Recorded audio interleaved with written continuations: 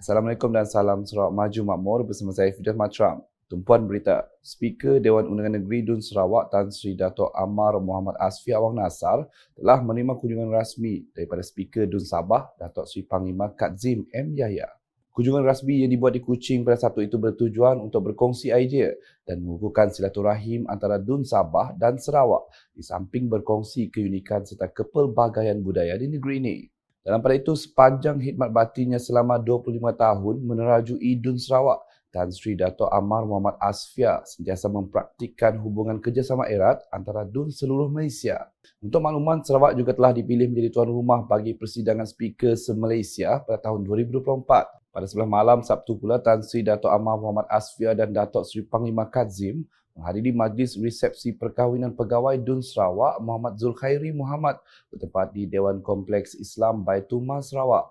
Hadis sama dalam resepsi tersebut ialah Timbalan Menteri Infrastruktur dan Pembangunan Pelabuhan Sarawak, Dato' Insinyur Aidil Lariwo dan Ahli Dewan Undangan Negeri Adun Kalaka Muhammad Duri.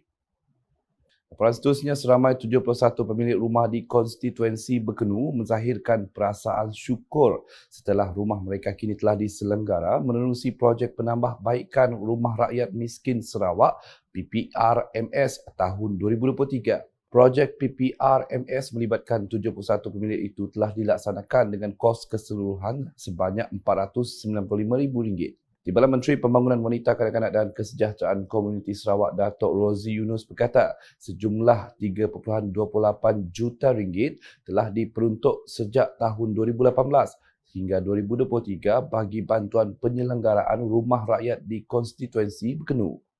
Adun Bekenu itu menjelaskan dana projek kecil luar bandar MRP berjumlah RM650,000 telah digunakan pada tahun 2018 untuk kerja-kerja baik pulih kediaman yang telah memberi manfaat kepada 562 penduduk dari 13 rumah panjang. Menurutnya, projek MRP PPRMS 2018 hingga 2023 adalah berjumlah RM2.5 juta dengan melibatkan 208 penduduk kampung dan 132 penduduk rumah panjang. Beliau berucap demikian pada majlis penyerahan PPRMS 2023 di Balai Raya Kampung Kepayang Tiris di sini pada Jumaat. Dalam pada itu, Dato' Rozi mengucapkan terima kasih kepada Barisan Ketua Masyarakat dan Ketua Kaum KMKK kawasan Bekenu yang telah memainkan peranan dan tanggungjawab mereka dalam menjaga keperluan penduduk masing-masing.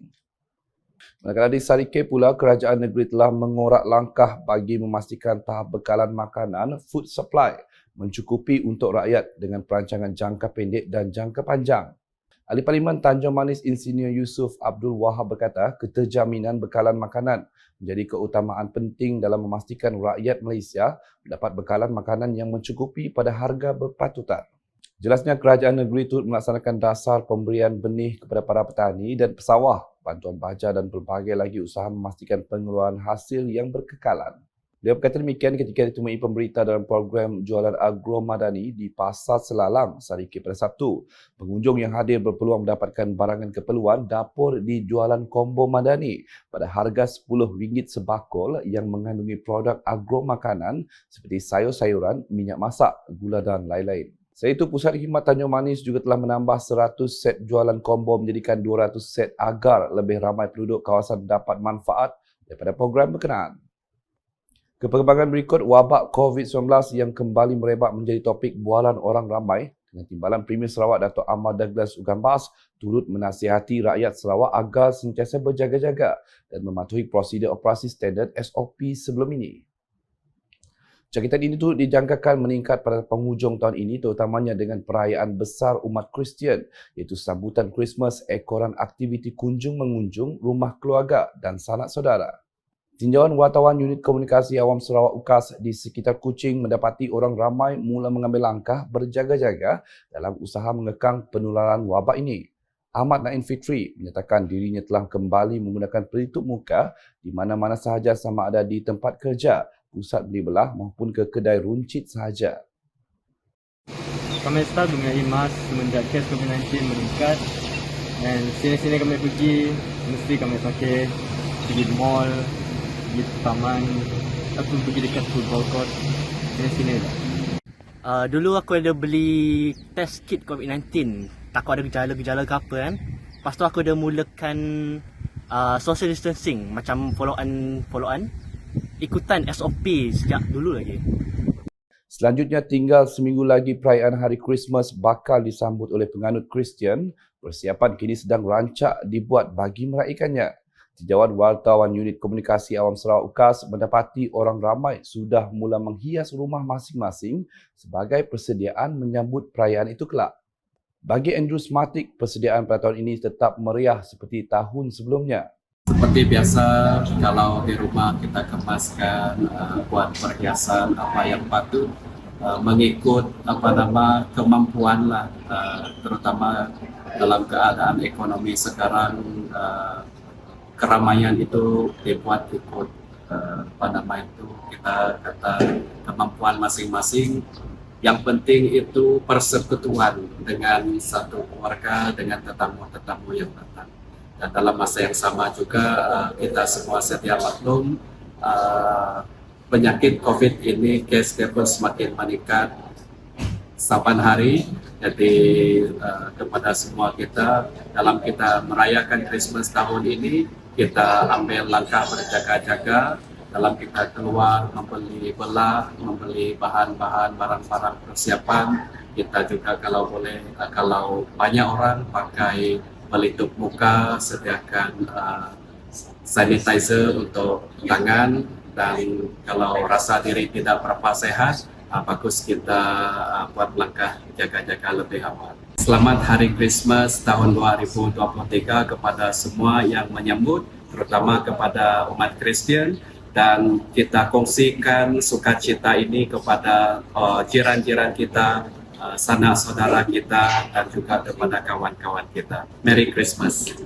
Sementara itu, walaupun sambutan tahun ini ala kadar saja, namun Shane Utek Simon tetap bersyukur kerana dapat berkumpul sesama keluarga dan sahabat handai untuk meraihkan Christmas. Persediaan saya menjelang Christmas ini adalah seperti kebiasaannya, kita akan menghias rumah dan juga berumah-rumah lah, sebab di masa Christmas ini lah nanti rakan-rakan dan keluarga kita akan ke rumah dan bersama-sama merayakan lagi Christmas. Oleh itu kita akan menghias rumah menjadi kampung Christmas dan decoration rumah. Kita akan melakukan decoration. Kepada semua yang ingin membeli belah sepanjang Christmas ini, menjelang Christmas ini, semoga kita berhati-hati dan sentiasa berwaspada kerana sekarang case COVID meningkat semoga. Oleh itu kita harus menjaga hygiene kita harus berhati-hati ketika membeli belah. Selepas membeli belah, jangan lupa mandi ketika kita balik ke rumah. Untuk kita mengelakkan jangkitan virus COVID-19. Kesempatan ini saya ingin mengucapkan selamat Hari Christmas kepada seluruh umat Kristian di negeri ini dan juga di seluruh Malaysia, dan semoga kita mendapat keberkatan dalam musim yang mulia ini.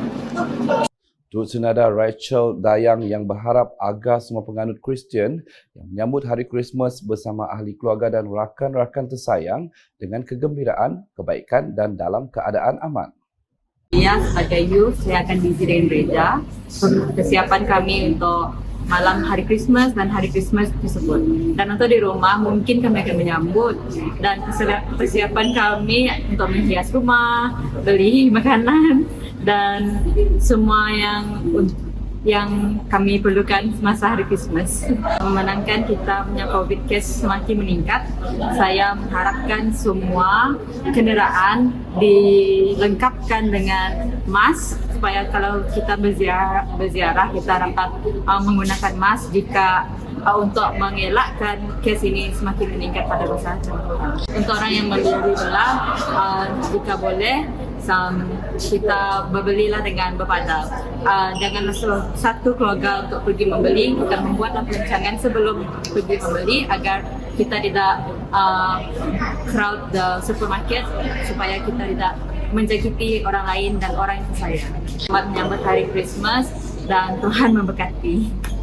Baik, sekian edisi Tengah Hari bersama saya Fida Matram. Berita lebih lanjut boleh didapati di semua platform media sosial UKAS termasuk portal ukas.sarawak.gov.my dan UKAS channel YouTube.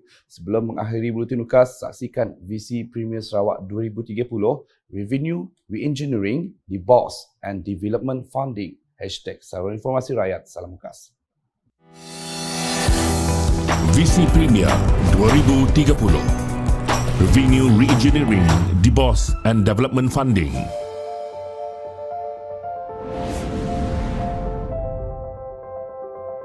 Kerajaan Sarawak mematuhi plan yang bertanggungjawab dari segi kewangan untuk memastikan negeri ini lebih selamat, terjamin, berdaya tahan dan makmur. Di bawah plan ini, sebahagian besar peruntukan telah ditetapkan untuk pembangunan infrastruktur seperti jalan raya dan jambatan, pelabuhan dan infrastruktur sungai, khususnya di luar bandar, untuk program transformasi luar bandar, projek rakyat dan untuk program grid bekalan air Sarawak untuk kawasan yang mempunyai tekanan rendah di luar bandar. Penubuhan Bank Pembangunan Sarawak DBOS pada 3 November 2017 untuk menyediakan dana alternatif kepada pembangunan menggunakan model keuangan yang baru. DBOS ditubuhkan sebagai model pembiayaan alternatif baharu bagi Kerajaan Sarawak untuk membiayai projek-projek pembangunan. Ini termasuk segmen-segmen seperti ekonomi digital, pengangkutan awam bandar, tenaga boleh diperbaharui, minyak dan gas asli, pertanian moden dan infrastruktur.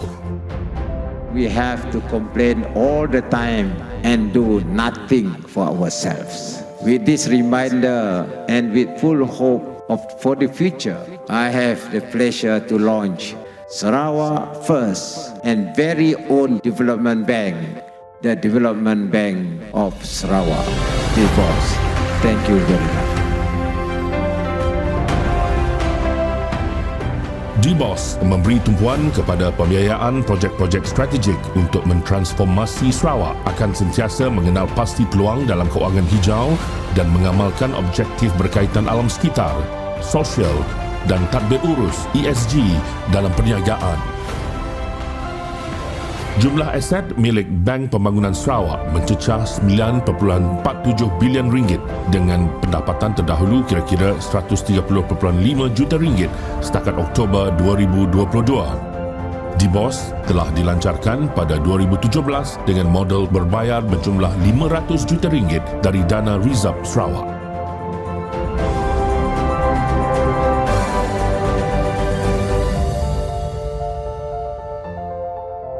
Visi Premier, Sarawak Maju 2030.